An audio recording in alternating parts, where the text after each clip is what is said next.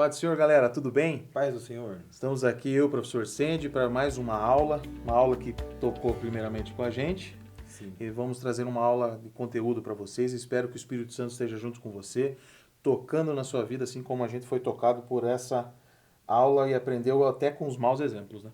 Com certeza. Lição de número 7 fala sobre Jezabel fazendo a diferença para o mal. Exatamente. E aí, pelo texto do dia, você já vai ver qual que vai ser o viés dessa lição aqui, Paulinho. E sucedeu que, vendo Jorão a Jeú, disse: "A paz, Jeú?" E disse ele: "Que paz, enquanto as prostituições da tua mãe Jezabel e as suas feitiçarias são tantas?" Você percebe... Para ver como que está o nível do nossa amiga. O que vai acontecer aqui? Assim, Jezabel, na história sagrada, é um ícone da maldade, devido do desvio do culto a Deus e perseguição aos que temem ao Senhor. Jezabel, na história sagrada, é um ícone da maldade, do desvio do culto a Deus e da perseguição aos que temem ao Senhor. A lição ela tem 3 tópicos principais, que falam sobre uma mulher com fé para o mal, sua influência em Israel e o fim de Jezabel. Essa história, o texto bíblico dessa lição ele está no primeiro livro dos Reis, capítulo 16, do versículo 29 ao versículo 33, e capítulo 19, do versículo 1 ao 2. Depois, com mais tempo, você possa avaliar. Então, hoje nós vamos trazer um personagem bíblico que influenciou para o lado negativo o povo de Deus e que ainda assim nós temos condições de aprender o que não fazer. Exatamente. Né? Então é uma... Você quer falar? Não, é interessante que a história gira em torno de Jezabel, mas tudo que está em volta dela traz ensinamento pra gente, né? Por exemplo, o rei Acabe, o próprio Eli, né? O profeta Eli, Eliseu. Então, assim, você consegue tirar exemplos de do todo lado, porque tem muita gente, tem gente boa envolvida e gente mal envolvida. Então, a gente tira exemplo de tudo. Você aprende como não ser e como ser também, né? Jezabel, falando um pouquinho de contexto histórico, ela tem origem ali dos fenícios, que era um povo que a Fenícia, né, onde hoje é o Líbano e a Síria, Israel, eles eram muito fortes no comércio, a construção de embarcações, o comércio com púrpura, eles se destacam com essa atividade do dia a dia. E esse povo cananeu, ele era um povo, eles foram considerados como um povo cananeu devido à aproximação geográfica ali de onde eles estavam. Meio vizinhos, assim, né? Era um povo religioso, mas um religioso para Idolatria, né? para o mal, vamos chamar assim, né?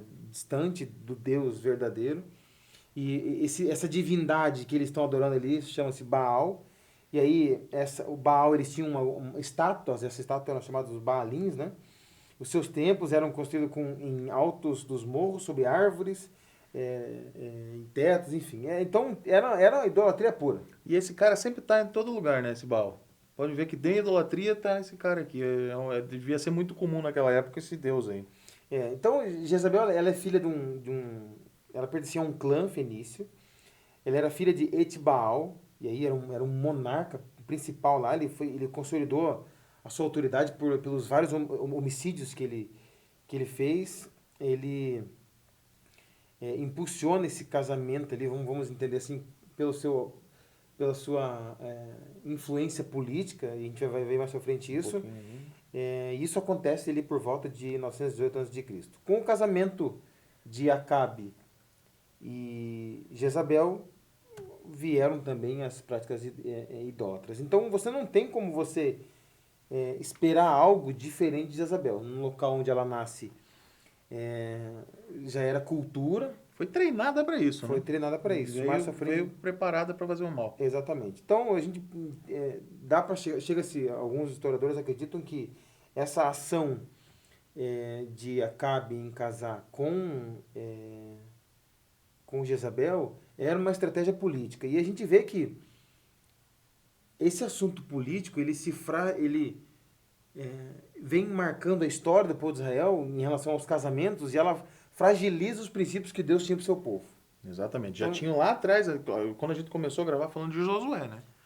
Já é o terceiro trimestre que a gente está entrando. E falando novamente do casamento misto, e agora é entre um rei, né, e uma rainha, vamos dizer assim, uma princesa de outra dominação. E isso se evidencia quando entra esse caráter político. Josué falha na questão política que nós destacamos na outra Outra lição, revista, né? onde ele cedeu, e aqui está acontecendo a mesma coisa. Só que agora tem um agravante, né? O que fica.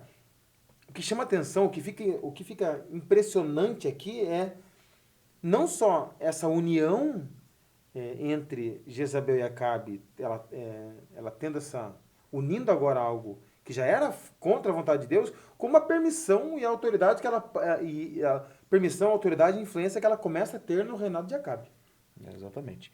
E assim, né, é bom a gente pôr aqui como um contexto histórico para vocês entenderem que esse casamento foi, como você falou, foi muito estratégico. Ele teve um propósito para ter esse casamento. Acabe, ele era muito interesseiro, assim, vamos dizer assim, em dinheiro, porque ele teve até um reinado com algumas vitórias, vamos dizer assim, né? Mas todos os reis gostam do dinheiro, né? E ali foi estratégico esse casamento pelo seguinte fato. Ele deu aos fenícios acesso ao mercado interno, né? E permitiu aos israelitas, né, ao povo de Israel, do Reino do Norte, que a gente está falando aqui, ao acesso aos ricos mercados do Mediterrâneo, ao acesso ao mar do Mediterrâneo. Então, assim, é um acordo político aqui, gente. Tá? Apesar de não mostrar claramente como que foi o casamento disso aqui, mas foi um acordo político entre as duas nações para poder lucrar com essa situação. Com esse casamento misto se consolida também a idolatria. Vem junto. E isso começa a destacar. Se a idolatria se consolida no reinado com o povo, se a idolatria se consolida no reinado com o povo, não é diferente. Ou seja, se dentro do palácio está acontecendo isso, vai desencadear a idolatria dentro do povo. E aí os israelitas passaram a adorar, alguns ali, né? Passaram a adorar como Baal Peor, até o tempo de Samuel. E isso vai começar a ficar tão impactante na época de Acabe, e isso vai ter um fim lá por volta do cativeiro. Exatamente. E aí havia aqui vários sacerdotes de Baal, né? E o culto o culto a Baal, ele tem as suas características, ele é descrito lá no primeiro livro dos Reis, no capítulo 18, versículo 28, tá? Então, o reino do norte de Israel se destacou por ter sido governado por reis ímpios, e sendo um deles que destacou por tamanha negligência espiritual, vamos chamar assim, foi o rei Acabe. Um governo que, apesar de militarmente vitorioso, ele é marcado por grande idolatria, que Jezabel impulsionou isso. E tem uma coisa interessante que a gente também pode pôr aqui de um contexto histórico para a gente entender. Acabe aqui ele entra como o 7º rei do reino de Israel. Vamos lá. O reino já está dividido, reino de Judá, reino de Israel. Ele é o 7º rei. Existe ali, gente, primeiro entra o Jeroboão lá, né? E eles, enfim, há assassinatos, um mata o outro, daí entra um rei, depois entra outro. O próprio Acabe, depois que morre, entra o filho dele é assassinado por Jeú, né? Não sei se foi esse o nome. Sim, sim. E o Jeú assume o reinado de Israel. Então, Jeú, assim... O Jeú falou assim, ó, a gente vai ver essa frente. Empurra daí, vai dar. Resolve o meu problema Resolve aí. Mas a idolatria, é interessante a gente notar que, apesar dela ser intensificada no reinado de Acabe por Jezabel, ela não entrou no reinado de Acabe. Ela vem vindo de uma certa, vamos dizer assim, jurisprudência, de uma certa reis atrás. Se você for no 1 Reis 16:30, você vai ver assim, ó. Acabe, filho de Orim, fez o que era mal aos olhos do Senhor, pior que todos os reis antes dele. Então tá falando assim, ele foi o pior. Mas existiu coisas ruins ali para trás. O próximo versículo, o comecinho dele, fala assim, ó. E como se não bastasse, seguiu o exemplo do pecaminoso Jeroboão. Sabe o que aconteceu com Jeroboão? Jeroboão, quando ele assume o reino do norte, ele fica com medo, porque o templo ficou com o reino do sul, Judá. E o que aconteceu? O povo adorava Yahvé. Eles tinham o quê? A dificuldade de que todo mundo do reino do norte descia até o reino do sul para adorar a Deus. Sim. Então Jeroboão ficou com medo. Ele falou assim, esse povo vai descer lá e vão se unir ao filho de Salomão e eles vão desistir de me pôr como rei. Então vou resolver isso. Olha a maneira como ele escolheu. Ele vai lá em Betel, que é lá bem baixinho, quase com a divisa de Judá, e vai em Dan lá em cima e faz 2 touros. se eu não me engano. É 2 touros ou 2 bezerros, não importa o animal. É um animal de ouro. E ele fala que aquilo ali substituiria a adoração. Então não precisava mais descer até o templo para adorar Yahvé. Tinha os 2 bezerros para eles poderem adorar. Então isso foi, vamos dizer assim, motivou a idolatria. Acabe foi o pior, foi o nível master, mas ali atrás dele também teve muita idolatria que entrou ali e no primeiro reino, do Reino do Norte, já entrou essa idolatria. Então, Jezabel ela começa a se destacar por ser uma mulher com a fé para o mal. Isso muito da cultura onde ela nasceu, ali os fenícios, então tá caracterizada, já era uma divindade ali que eles buscavam ali, né?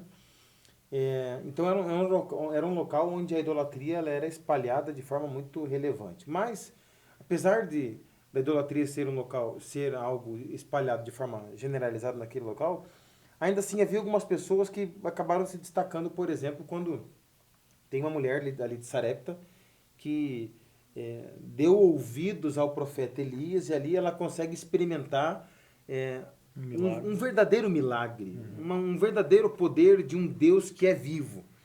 Quando a gente fala no poder de um Deus que é vivo, me faz lembrar o Salmo de número 115, do versículo 1 ao 9, que eu queria ler aqui, Paulinho. Manda bala, vamos lá. Não a nós, Senhor, não a nós, mas ao teu nome da glória, por amor da tua benignidade e da tua verdade.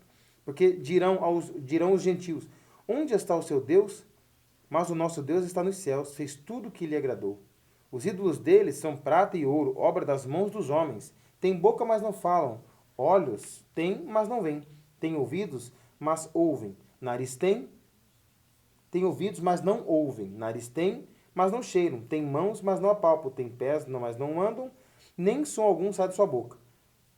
Sai de sua garganta. A eles tornam-se semelhante os que fazem, assim como todos os que neles confiam.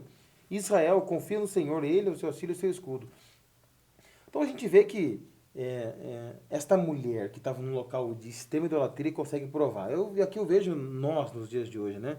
Existem muitas formas que as pessoas procuram recorrer para se satisfazer. A gente vê que a idolatria no mundo ela continua sendo estendida, mas a gente sabe quem tem a solução, quem é o Deus que pode nos ajudar. Muito além daquilo que é construído pelas mãos dos homens, que não tem poder algum, que se cai no chão, quebra, acabou. É a gente ter a fé em Deus, num Deus que não vê. Mais uma vez eu digo, como diz uma rádio, se você não viu Deus, não se preocupe, basta ouvi-lo. Exatamente, né? Eu conheço a rádio. E ela começa, depois do casamento, ela começa a exercer uma influência e uma capacidade de ir para o mal, e ela começa agora a consolidar o culto a Baal. E quais eram, então, ali algumas características do culto a Baal? Era a queima de incenso, era prostituição, porque Baal era considerado um deus da fertilidade. Tem sacrifício de criança, enfim.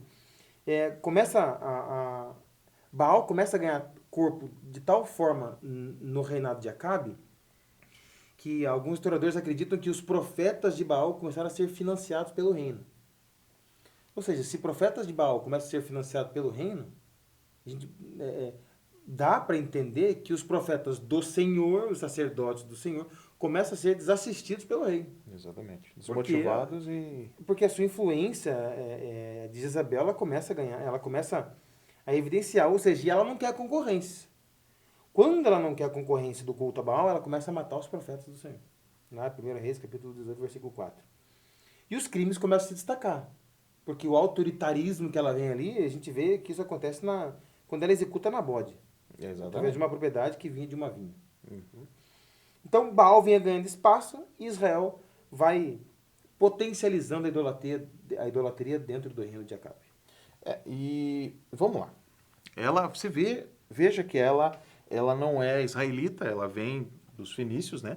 Como a gente comentou agora no começo da aula. Mas interessante a gente notar um ponto. A tamanha influência de uma esposa, tá? A gente está falando de uma esposa porque o mau exemplo aqui é de Jezebel, mas pode ser um esposo da mesma forma. Jezabel, exatamente.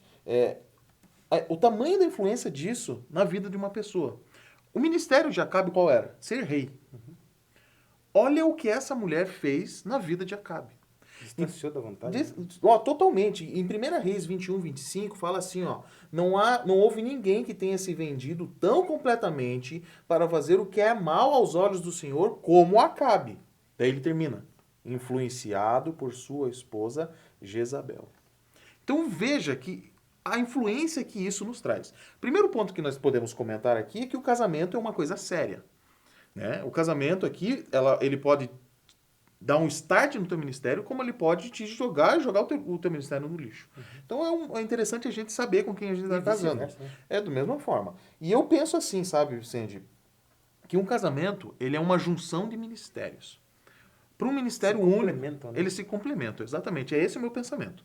Então, assim, a pessoa casa para ter um propósito no reino de Deus. Tá? E quando você casa errado, com uma dessas partes não é fiel ao Senhor, o seu ministério é comprometido. Assim como foi aqui com a rainha Jezabel, que levou para o mau caminho Acabe. Tá certo que Acabe também não foi uma flor que se cheirasse, mas ela, é muito claro aqui que, por ele ser o pior rei, assim, vamos dizer assim, da parte do norte, ele fala que a influência foi vinda dela. Deixa eu abrir um parênteses. Por que começa a fragilizar o ministério de ambos?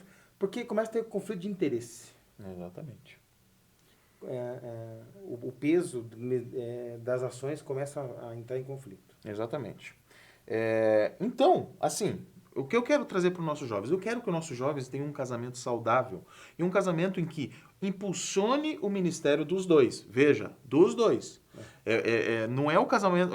Eu fico pensando assim, muita gente pensa que o cara foi consagrado a pastor e a mulher não exerce esse tipo de pastorado. Exerce junto. Porque quando o pastor vai aconselhar alguém, a mulher está junto. Quando o pastor vai visitar, a mulher está junto. Então é um ministério único. É por isso que eu falo que quando um cara é consagrado a pastor, a mulher está interligada completamente.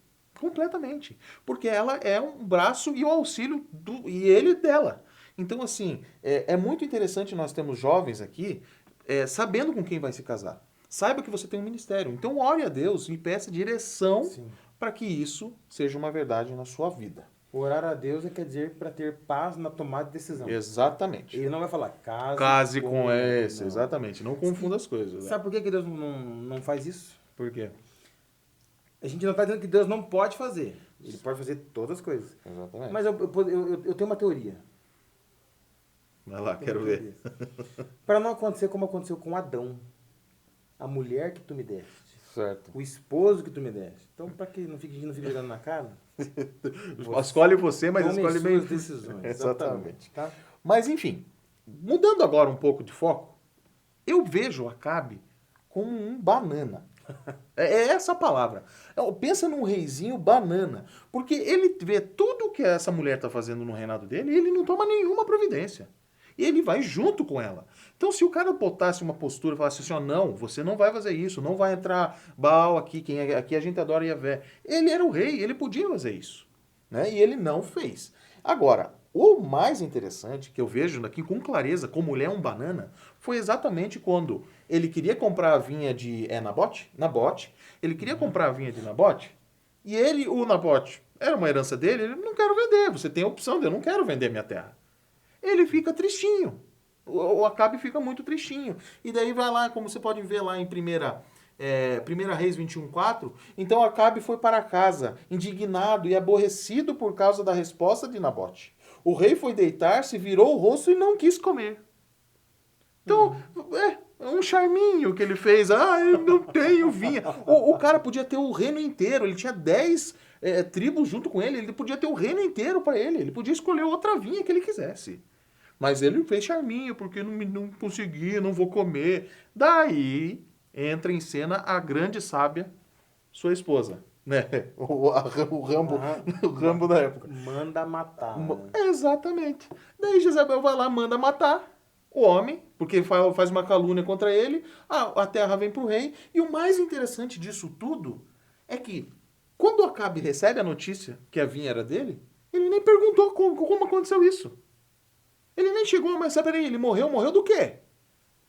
Eu ganhei a vinha, ficou felizinho porque Então, assim, veja como é um rei, um homem, vamos dizer assim, Sem posicionamento, sem um postura, marido né? sem postura, um banana. É. Um banana aqui nessa situação. E a mesma coisa seria ao contrário com as mulheres. A mulher também tinha que se posicionar de uma maneira diferente. Aqui fica muito claro que não havia respeito entre o casal. Isso é muito fundamental em relacionamento. A lição não é sobre relacionamento, o foco é Jezabel, mas, como a gente tem sempre dito, com alguém o Senhor está falando. Com certeza. Deve haver respeito, cada um deve saber os seus limites, e assim vai. Tanto é que Jezabel, ela ultrapassa os seus limites e ela começa a executar os profetas do Senhor ali.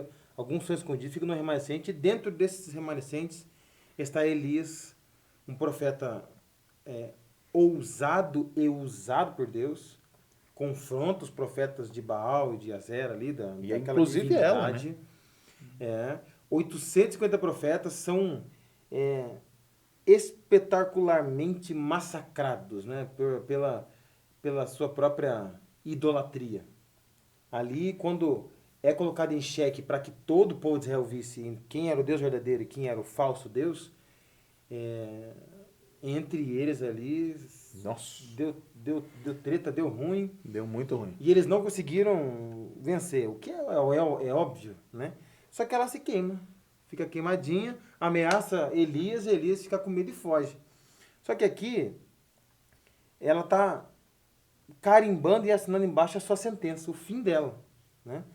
Então, Deus dá a oportunidade para Jezabel se arrepender, porém isso não acontece. Ela acaba influenciando ali as tribos do norte a adorarem a Baal, a continuar executando os profetas do Senhor. E aí Elias é usado por Deus e diz uma mensagem. E também acerca de Jezabel falou o Senhor dizendo: os cães comerão Jezabel junto ao antemuro de Jezreel. E agora com Eliseu, né? Essa foi a primeira vez. Na segunda vez, e ferirás a casa de Acabe, teu senhor, para que eu vingue o sangue dos meus servos, os profetas, da mão de Jezabel. Então a gente percebe que leva um tempo para que isso aconteça, mas Deus fala e ele cumpre. Exatamente. Toda promessa passa pelo teste do tempo. Já ouviu falar isso? Já escuta. Exatamente. E é bem O isso. julgamento divino acontece. Né? Nós não vamos entrar em detalhe, mas acontece. Jeú olha aquele contexto ali, ela sabendo que ia chegar ao fim dela, ela se prepara toda e... Não, sabe o que eu penso? Nessa parte que ela vai lá, assim, periquitar toda lá, vai passar maquiagem, eu acho que ela ia tentar influenciar esse rei, sabe? Ela ia tentar usar da beleza, ou sei lá o que, dela, mas não... Da lascívia. Da lascívia, qualquer... Como é que começou a bater as asinhas? Ela bateu sozinha. Alguma coisa ela ia tentar fazer. Só que esse rei, Jeú, né, na verdade, ele ainda não era rei, depois ele se torna rei de Israel do Norte, né? Ele não dá moral pra ela, não. Porque quando ela tá na janela lá, ele manda, ó, joga lá de cima aí, pode empurrar ela de cima aí, que eu não tenho papo com essa mulher, não. Cai, E se esborracha. patifa, e ele fala, ó, vai lá e junta o corpo dela. E de um tempo depois, né? Isso que é interessante. Ó, Ela se junto, espatifa né? toda lá. A Bíblia é bem clara até nesse ponto. Ela fala que esparrama sangue para todo lado ali, joga no cavalo, Sim. no muro.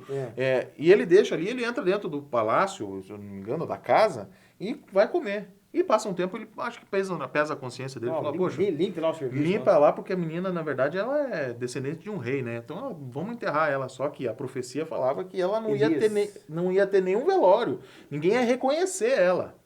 E Elias disse, né? Virou esterco. Os cães comerão Jezabel junto ao antemuro de Jezreel. Exatamente. E quando se vão cumpre, lá, só encontram o crânio. o crânio, um pedaço da mão, do pé lá, e o resto Foi. já tinha, os cachorros tinham comido. Parece É. uma história que a gente escutou esses dias aí, né? Mas deixa pra depois. Passa. Aconteceu em Minas Claro. Gerais. Tempos depois, isso se consolida, esse espírito de Jezabel, ele se consolida como o quê?